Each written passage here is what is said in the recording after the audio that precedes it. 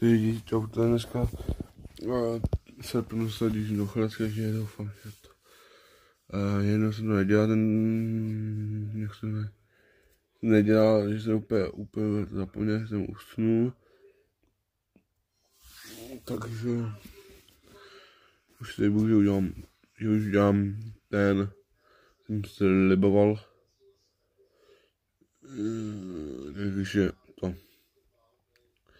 takže budu se těšit na komentáře, co budou z Chorvatska.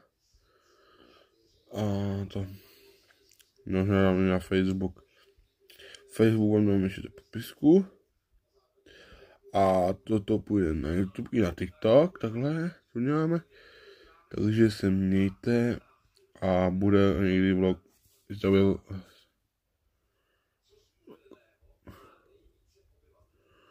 vlog bude až na to. Tak čau.